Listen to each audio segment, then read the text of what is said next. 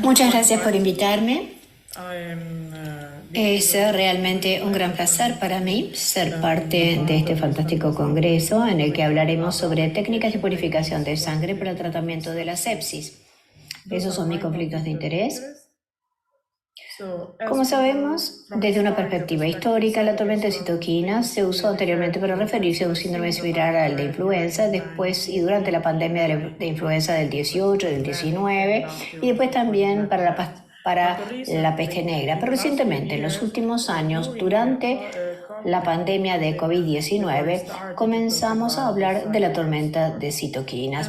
Y la tormenta de citoquinas es un síndrome de liberación de citoquinas, son síndromes inflamatorios sistémicos potencialmente mortales que involucran niveles elevados de citoquinas circulantes e hiperactivación de células inmunitarias que pueden desencadenarse por diversos tratamientos, cáncer, patógenos, afecciones autoinmunes y trastornos inmunogénicos. Pero no existe una definición única y existe un gran desacuerdo sobre cómo estos trastornos difieren de una respuesta inflamatoria adecuada. Este es un término general. La tormenta de citoquinas, utilizada para abarcar varios trastornos, la desregulación inmunológica, caracterizada por síntomas constitucionales, inflamación sistémica y disfunción multiorgánica, que puede conducir a una falla multiorgánica. Pero, aunque el inicio y la duración de la tormenta de citoquinas es variable, la manifestación clínica de la última etapa de la tormenta de citoquinas es casi la misma, realmente. Así que tenemos una injuria que puede estar, un agresor que podría estar representado por una infección, tenemos desencadenantes representados por PAMPs, que son los patrones moleculares asociados a patógenos, o DAMPs, y tenemos los receptores de reconocimiento de patrones, los PPR, que representan nuestros sensores. Sabemos que después de la respuesta séptica podemos tener una activación de una respuesta proinflamatoria con una inflamación excesiva que causa daños colaterales, por lo que la lesión tisular y al mismo tiempo tenemos inmunosupresión. Por lo tanto, tenemos una mayor susceptibilidad a una infección secundaria y a una mortalidad tardía. Así que tenemos esta hiperactivación inmunitaria, por lo que tenemos una activación inapropiada, una detección de peligro, una amplitud de la respuesta apropiada o ineficaz, o una incapacidad para resolver la inflamación y volver a la homeostasis. Y lo que podemos tener al final son efectos inflamatorios agudos y sistémicos con disfunción orgánica secundaria, falla multiorgánica y muerte. Por lo tanto, esta respuesta es importante y requiere un equilibrio entre la producción suficiente de citoquinas como para eliminar el patógeno y evitar una respuesta hiperinflamatoria. Por lo tanto, sabemos que el sistema inmunológico adaptativo en nuestro cuerpo está compuesto por células B y células T. Las células T pueden diferenciarse en una serie de subconjuntos con estas funciones celulares efectoras distintas. Sabemos que las causas iatrogénicas de la tormenta de citoquinas, que implican una activación excesiva de las células T, como las células CAR-T, los anticuerpos anti-CD28, y la terapia con anticuerpos, apuntan a la capacidad de las células T activadas para iniciar una tormenta de citoquinas. Sabemos que cuando hablamos del enfoque de la tormenta de citoquinas, sabemos que en primer lugar tenemos que identificar el trastorno subyacente después de establecer la gravedad de la tormenta de citoquinas, y tenemos que determinar las trayectorias clínicas. Por lo tanto, es probable que podamos utilizar agentes dirigidos que puedan tener riesgos específicos para cada objetivo. Podemos combinar terapias, pero sabemos que probablemente podemos conferir a nuestro paciente un alto riesgo de infección, por lo que tenemos que ocuparnos de eso. Por lo tanto, en este tipo de escenarios tenemos también que considerar que muy a menudo nuestro paciente con sepsis también tiene una insuficiencia renal aguda, una injuria renal aguda asociada a sepsis, y en el 15 o 20% de los casos puede requerir una terapia renal de reemplazo. Por lo tanto, tenemos que considerar que la detección precoz también puede ser importante para el futuro de nuestro paciente, ya que también tenemos que mitigar este daño que conduce a una lesión renal aguda, y tenemos que aplicar el paquete de cuidados y evitar la evolución hacia una enfermedad renal crónica y la progresión a estadios más avanzados de la enfermedad renal. Por lo tanto, sabemos que el estudio PROCESS dice que la supervivencia a un año es mejor en pacientes sin una lesión renal aguda y que empeora a medida que empeora el estadio de la LRA. Y esto es realmente importante que sepamos también que probablemente podemos tener una falla multiorgánica en paralelo a una lesión sistémica mayor o en serie a partir de una difusión orgánica primaria importante o tasas similares de difusión orgánica, porque es importante subrayar aquí también que tenemos que considerar que tenemos que aplicar a nuestro paciente soporte multiorgánico, no solamente el riñón. Así que tenemos muchas hipótesis y la más fuerte es la de mi profesor, el profesor Ronco, de una hipótesis de concentración máxima. La hipótesis de la concentración máxima y otras teorías también se basan en la restauración de la homeostasis inmunitaria y solo mejoran el resultado de la supervivencia del paciente. La hipótesis de la concentración máxima se basa en simplemente reducir el alto nivel de citoquinas mediante terapias de purificación de la sangre y si además tenemos que realizar un soporte renal, en ese caso estamos hablando de un soporte híbrido. Ahora, si nuestro paciente no tiene insuficiencia renal y solo tenemos que cortar esos niveles, bajar los niveles, podemos realizar un soporte inmunomodulador. Así que probablemente solo el objetivo de esta opción podría ser porque se basa en la eliminación del disparador, por ejemplo la endotoxina, y que ayudar al paciente a recuperarse del shock endotóxico en este caso. Pero si tenemos una insuficiencia renal, tenemos que usar un dispositivo que logre no solo realizar un soporte inmunomodulador, sino que sea un filtro, porque tenemos que reemplazar la función renal. Y en cuanto al momento, honestamente, tenemos algunos estudios, pero no son suficientes. Tenemos algunos que involucran a pacientes con shock séptico, pero sabemos que hay estudios realmente grandes y no hay diferencias significativas en la mortalidad a los 90 días. Si consideramos solamente el cartucho para el soporte inmunomodulador y la hemoabsorción, tenemos solo estos estudios, uno sobre la hemoabsorción de polimixina B, donde la estrategia temprana fue el inicio del tratamiento dentro de las 9 horas, y vemos que se puede disminuir la mortalidad para pacientes con infección intraabdominal. Y el otro consejo es la terapia de hemoabsorción CytoSorb en pacientes con shock séptico, y también la aplicación de una estrategia temprana dentro de las 12 horas podría ser realmente útil para el paciente a pesar de tener niveles más altos de lactato y necesidades de norepinefrina. Así que hay una hora de oro, hay un momento para aplicar este tipo de tratamiento y los resultados son variables, así que tenemos en nuestro departamento filtros o cartuchos y la primera regla es no dañar, por lo que si nuestros pacientes están realmente graves y si llegamos tarde, probablemente no podemos esperar salvar a nuestro paciente con este tratamiento. Este tratamiento no es más que un puente de terapias complementarias para recuperar a nuestro paciente, y para recuperar a nuestro paciente tenemos que aplicarlos en un momento realmente adecuado. Por lo tanto, la selección de la modalidad específica de purificación extracorpórea de la sangre o la combinación de las modalidades seleccionadas debe basarse en la necesidad del paciente. Las técnicas de EBP también podrían facilitar el control de la desregulación inmunitaria en la sepsis mediante la eliminación de endotoxinas, citoquinas, patógenos y factores inflamatorios. Y la práctica global sabemos que realmente es heterogénea debido a la falta de guías de consenso y evidencias de alto grado y la limitada disponibilidad y aprobación de dispositivos y terapias específicas. Así que el consenso de ADK, y estuve trabajando en este grupo sobre la purificación de sangre extracorpórea, intentamos darles un diagrama de flujo que podría ser realmente útil para entender qué tipo de tratamiento tenemos.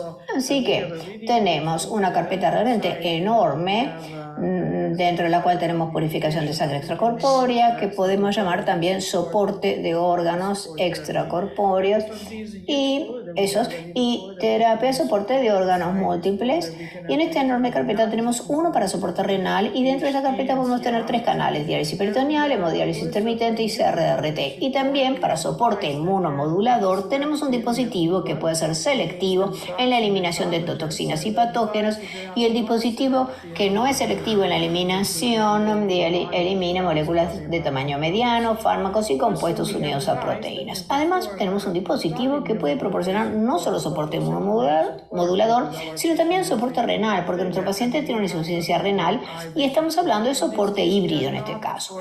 No estamos realizando una eliminación selectiva, así que estamos hablando de CPFA, estamos hablando de CRT con hemoabsorción. Entonces, con el uso de la membrana de alto corte, la HCO, la membrana MCO de corte medio, o la membrana de absorción, por ejemplo, de polimetacrilato de metilo, o queremos aumentar nuestra dosis dialítica. En este caso estamos haciendo una filtración de alto volumen, pero estamos realizando una eliminación selectiva.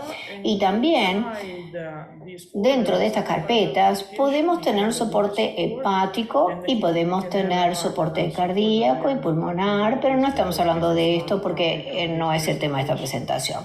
Por lo tanto, con nuestro consenso ADQI sobre las terapias extracorpóreas para la LRA asociada a la sepsis, establecimos que las terapias de purificación extracorpórea de la sangre disponibles para la LRA asociada a la sepsis pueden proporcionar el apoyo a los órganos y el apoyo inmunomodulador a través del control de solutos, la desintoxicación de la sangre y el equilibrio de líquidos a través de la difusión, la conducción y absorción. Si estamos en un país de bajos ingresos, no tenemos ese tipo de máquinas, deberíamos hacer diálisis peritoneal, que se puede utilizar para soporte renal, pero no para soporte inmunomodulador. Las técnicas de purificación extracorpórea de la sangre pueden eliminar patógenos, toxinas microbianas, mediadores inflamatorios y metabolitos tóxicos de la sangre, así como reponer solutos. ¿Y en qué momento de la sepsis se debe iniciar la purificación extracorpórea de la sangre para la sepsis asociada, para la IRA asociada a sepsis? Las indicaciones se basan en indicaciones absolutas para terapia de reemplazo, por lo que no son diferentes entre la LRA asociada a la sepsis y otros tipos de IRA. Por lo tanto, debemos considerar el inicio de la purificación extracorpórea de sangre en injuria renal aguda asociada a sepsis para soporte inmunomodulador en pacientes que cumplen con los criterios clínicos y o biológicos explícitos y oportunos. Esto no está clasificado, pero creemos firmemente como expertos que debemos abordar esta preocupación, esta declaración. Sabemos que las vías que se produce la lesión renal aguda asociada a la sepsis se basa realmente en los endotipos, por lo que intentamos identificar los endotipos.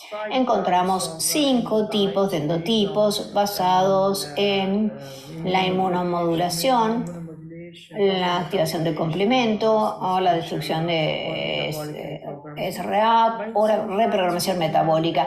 Al mismo tiempo, podemos tener esa combinación basal entre la tolerancia tisular y la lesión tubular glomerular o podocitaria. Podemos tener 3 tipos diferentes subfenotipos. Son realmente importantes porque podemos tener, por un lado, un paciente que va a tener una recuperación renal, pero por otro lado podemos tener un paciente que va a tener alguna reparación desadaptativa, podría ser, y un paciente que tendrá progresión de enfermedad renal aguda y enfermedad renal crónica. Así que tratamos de dar también al clínico, al investigador, una tabla de materiales. No incluimos los nombres comerciales, por lo que tal vez les resulte un poco difícil, pero creemos firmemente que cuando usas un dispositivo también tienes que conocer tu tecnología, por lo que esto es realmente importante. Así que tenemos todas las membranas y los filtros y cartuchos que usamos muy a menudo en la práctica clínica y son cada vez más frecuentes. Y tratamos de darle a cada dispositivo la indicación, la modalidad, pero que se pueden combinar, y ponemos cuál es el objetivo, pero también el mecanismo de de funcionamiento, si estamos haciendo esto para un soporte para el riñón, la terapia renal sustitutiva continua y soporte inmunomodulador. Así que hablaremos de la hemofiltración de alto volumen, más común. Estamos hablando de la dosis convectiva, que podría ser superior a 35 mililitros por kilo por hora, y podemos hablar de hemofiltración de alto volumen si tiene más de 45 mililitros. Lo que estamos haciendo es usar un dializador de alto flujo. Así que tenemos la reinfusión, que puede ser pre-post o pre-post-dilución. En post-dilución hay que tener cuidado porque hay más riesgo de hemoconcentración y coagulación del filtro. El anticoagulante que utilizamos puede ser heparina o citrato, y también podemos realizar hemofiltración de alto volumen. Por lo tanto, podemos tener ciclos intermitentes de hemofiltración de muy alto volumen seguidos de CVVH. Entonces, como podemos ver aquí, honestamente, no hay suficiente evidencia a favor de la hemofiltración de alto volumen, por lo que, aunque tenemos una mejora real de la hemodinámica, estamos disminuyendo los agentes vasoactivos, paralelamente tenemos más hipopotasemia, más hipofosfatemia y mayor aclaramiento de antibióticos. Y no se encontró que una CRRT más intensiva tuviera un impacto favorable en la mortalidad o la recuperación renal, por lo que la evidencia es insuficiente para respaldar su uso rutinario, aunque lo uso en mi práctica clínica. Hago un seguimiento realmente estricto de todas las moléculas, fármacos y electrolitos, y lo estamos haciendo bien. Así tenemos también esta nueva hemofiltración de alto volumen, HCO-CVVHD o hemodiálisis continua. El principal mecanismo es la difusión. Tenemos un dializador de alto corte, por lo que usamos un tamaño de poro promedio de 20 nanómetros frente a los 10 nanómetros de la membrana de alto flujo. La anticoagulación que utilizamos a menudo en nuestra práctica clínica es el citrato, pero podemos utilizar heparina y la combinamos con difusión porque queremos limitar la pérdida de albúmina que se observa frecuentemente con el uso de la modalidad conductiva. Por lo tanto, tenemos una membrana de corte alto que, en comparación con el flujo alto, como se puede ver aquí, tenemos poros más grandes, pero también podemos tener membranas de corte medio que se desarrollaron recientemente y son capaces de devolver la albúmina. Y si bien hay razones realmente prometedoras con esta membrana, no tenemos una definición estandarizada de membrana de diálisis que nos permita tener una razón definitiva sobre el efecto clínico de la membrana de corte alto. Así que sabemos que hay una mejora de los parámetros hemodinámicos, sabemos que tenemos una disminución de las citoquinas, por lo que tenemos un potencial real de eliminación de citoquinas, y esas membranas son realmente útiles cuando tienes un nivel muy alto de mioglobina, porque puede permitirte eliminar una gran cantidad de mioglobina de rhabdomiólisis en el shock séptico, pero no tenemos suficientes pruebas. Y esta es una membrana de corte medio, y también, como podemos ver, podemos tener una disminución de las citoquinas, pero necesitamos más evidencia. Tenemos hemoabsorción, por lo que la sangre fluye hacia un dispositivo que contiene material absorbente, y la absorción de solutes está medida por la atracción iónica, hidrofóbica, el hidrógeno y los enlaces de Van der Waals, y el material está contenido en un cartucho. El filtro está en el cartucho, y este cartucho podría estar cerca del material en serie dentro del circuito de CRT, y estamos hablando de hemoabsorción combinada, o podría estar por sí solo, independiente, y esto podría ser una hemoabsorción aislada. Es importante que este dispositivo que utilizo en mi práctica clínica para el shock endotóxico es la polimixina B. La polimixina B se une de manera covalente a la fibra de poliestireno y se une e inmoviliza las fibras de poliestireno Y el papel de estas fibras, si yo administro polimixina B por vía intravenosa, puedo tener un efecto tóxico realmente extremo en los riñones y el sistema venoso central. Por esa razón, a partir de 1984, este dispositivo está en el comercio. Tenemos muchos estudios y ensayos controlados aleatorios sobre este dispositivo, pero también tenemos que considerar que cuando hablamos de la absorción, también tenemos que tener cuidado con la capacidad de absorción del dispositivo. Y si comparamos con un dispositivo más antiguo que son capaces de eliminar endotoxinas, el nivel es tan alto que podemos usarlo de manera efectiva cuando tenemos una carga de endotoxinas en la que nuestro paciente podría tener un alto nivel de endotoxinas de más de 50 microgramos. Por lo tanto, aunque tenemos muchos ensayos controlados aleatorios, los metaanálisis que se realizan y los resultados de estos ensayos no pueden demostrar que haya una disminución de la mortalidad a los 28 días, aunque sí hay una disminución de la puntuación de disfunción orgánica. Entonces, aunque tenemos cierta mejoría, probablemente no hay una estandarización en cuanto al uso de este dispositivo, y esos estudios similares no se hicieron usándolo de la misma manera. Algunos estudios tienen sesiones de 2 horas, otros estudios usaron sesiones diferentes, por lo que cuando hablamos de una interrupción importante, las dosis son, cuando estamos usando este dispositivo para una sesión, depende mucho de cómo lo estemos utilizando, 1 o 2 sesiones, y también las consideraciones del paciente serán realmente diferentes y los resultados fueron muy diferentes.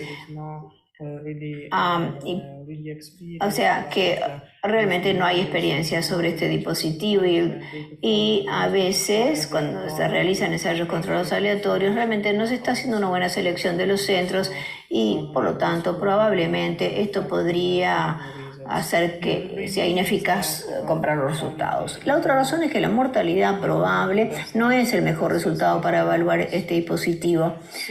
Tenemos Auxiris.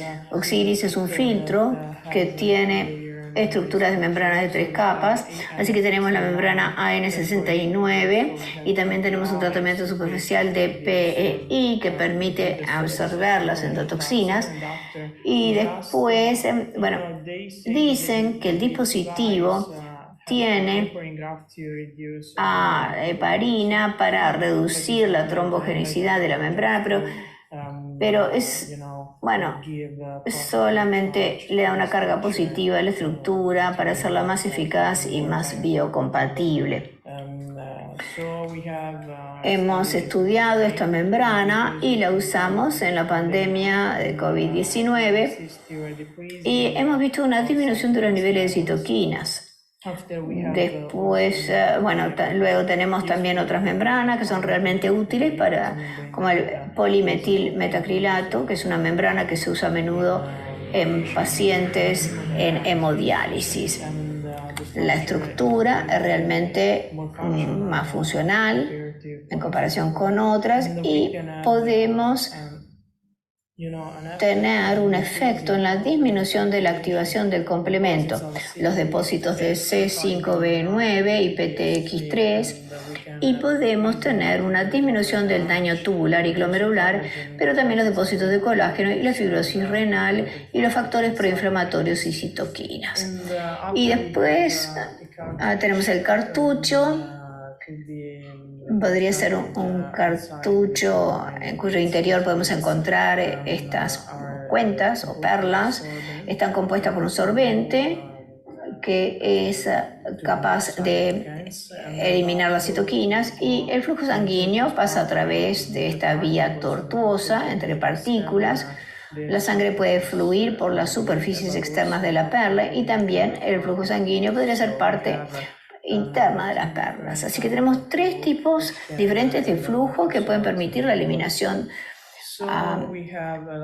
de las sustancias. Así que tenemos muchos estudios de dispositivos preclínicos y clínicos. En estudios preclínicos se ve que se pueden remover moléculas heterófilas y lipofílicas, por lo que probablemente podría ser realmente un efecto secundario y tenemos que controlar estrictamente los medicamentos que le administramos a nuestro paciente, porque probablemente será eliminado por este dispositivo. Hay un efecto beneficioso en términos de la disminución de citoquinas. Tenemos muchos ensayos controlados aleatorios con este dispositivo y, como podemos ver en este estudio, tenemos un aumento de la mortalidad de los pacientes con ECMO, en los que está el circuito de ECMO, tenía este dispositivo y hemos tenido una menor supervivencia en la corte de pacientes con la absorción de citoquinas. Aunque también tenemos una mejora de las puntuaciones. Así que aquí tenemos otro cartucho. Aquí el objetivo son los microorganismos. Y estoy estudiando en mi laboratorio y puedo mostrarles que con este modo de simulación, este es un estudio in vitro, tratamos de probar la eliminación de las bacterias Staphylococcus aureus y lo que encontramos fue que de 0 a 6 horas tenemos una disminución en la proliferación de las bacterias. Así que las bacterias proliferan, se unen a las cuentas, rompemos el cartucho y tomamos esas perlas y las pusimos en agar. Y lo que vimos fue que las perlas también estaban unidas, bueno, que pegado a esas cuentas encontramos el Staphylococcus aureus. Entonces, si podemos ver en esta tabla que se resumen los elementos sobre cada técnica, solamente hemos hablado de algunos, no hablamos de CPFA, pero tenemos un efecto con respecto a la supervivencia. Lo que vimos allí es que hay una mejora de la hemodinámica, hay una mejora de la concentración de citoquinas para algunos, pero no hay diferencia en la mortalidad de los 28 y 90 días.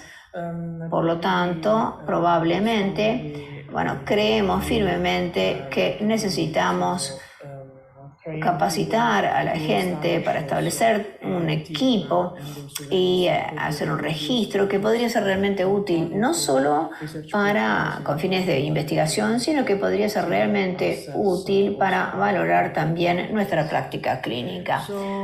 Así que en Italia, en nefrología, empezamos a estudiar la presencia del shock endotóxico. Sugiero encarecidamente la realización, estudiar la actividad tóxica para ver si estos pacientes podrían ser tratados con la absorción de polimixina B, porque están en shock endotóxico, porque si no, de lo contrario, no hay forma de eliminar la endotoxina del organismo. Y si excluimos el shock endotóxico, también tenemos que considerar que probablemente otro tratamiento, pero también la insuficiencia renal, podría ser con otro tipo de evaluación que tenemos que cuidar cuando consideramos este tipo de tratamiento, porque normalmente nuestro paciente necesita un apoyo híbrido. Pero importante para el manejo de la purificación de sangre extracorpórea es educar y comunicar. Tenemos que actualizar los datos epidemiológicos locales, tenemos que empezar a elegir el tratamiento utilizando un enfoque basado en la gravedad, tenemos que redactar el algoritmo local y evitar unas descripciones redundantes. Necesitamos hacer la purificación extracorpórea de sangre con una estrecha colaboración con el laboratorio de nefrología y microbiólogo en la práctica clínica diaria. Y también tenemos que ser conscientes que los asuntos farmacocinéticos y farmacodinámicos de los antibióticos durante la purificación extracorpórea de sangre son muy importantes. Pero antes que nada tenemos que crear un equipo multidisciplinario. Por lo tanto, cuando cerramos este consenso de ADQI, también abordamos la pregunta de investigación, por lo que debemos responder sobre cómo afectan las terapias de purificación de sangre a la fisiopatología de la sepsis. Tenemos que entender en qué subgrupo de pacientes y en qué momento del curso clínico de la enfermedad pueden ser beneficiosas las terapias de purificación extracorpórea. Todavía tenemos que entender si lo que estamos haciendo también vale la pena, si es rentable. Tenemos que entender qué moléculas dianas significativas pueden guiar la terapia de purificación, porque tenemos que hacer un seguimiento de nuestro tratamiento. Y tenemos que entender también cuál es el efecto de las terapias de purificación en los sistemas de órganos durante la sepsis. Por lo tanto, para concluir, la identificación de los distintos endotipos de lesiones renales agudas asociadas a sepsis pueden proporcionar información pronóstica crucial, y la selección de pacientes, el tiempo, la duración y los criterios de evaluación primarios y clínicos apropiados son elementos cruciales para un estudio clínico bien realizado en esta área. Además, la variabilidad fenotípica de la LRA asociada a la sepsis, una terapia extracorpórea podría ser efectiva en un fenotipo específico, mientras que no tiene ningún efecto o incluso causa daño en otros. Por lo tanto, es un aspecto a cuidar. Por lo tanto, también tenemos que abstenernos de elegir a la mortalidad como criterio de evaluación primario, debido a la conocida variación de la mortalidad entre centros, sepsis y fenotipos de LRA. Y un ensayo controlado aleatorizado que examine el efecto de la purificación de la sangre extracorpórea, en el que se reduce la heterogeneidad de los pacientes a través de criterios de inclusión específicos, con criterios de evaluación clínicamente relevantes, son realmente importantes. Y todos deberíamos considerar la mejora hemodinámica de los órganos, así como la estancia en la unidad de cuidados intensivos, en lugar de estudiar solo la mortalidad. Muchas gracias.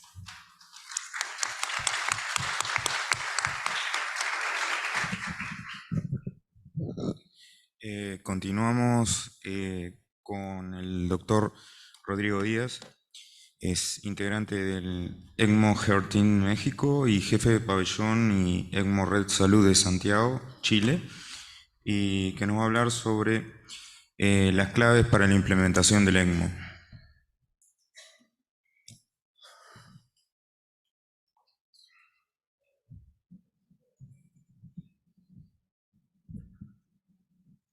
Buenos días, gracias. Dame un segundo para...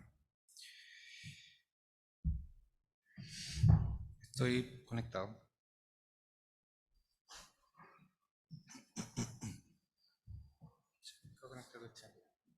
Yo creo que están todavía proyectando lo de la doctora. No tenés nada, pues no me llega nada.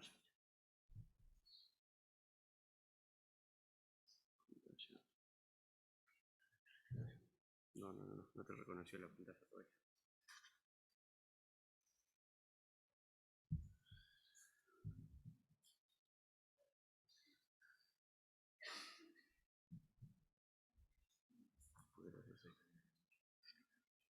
Sí, compleja, sí. ¿Tienes otro? Disculpen la demora. Soy yo el culpable.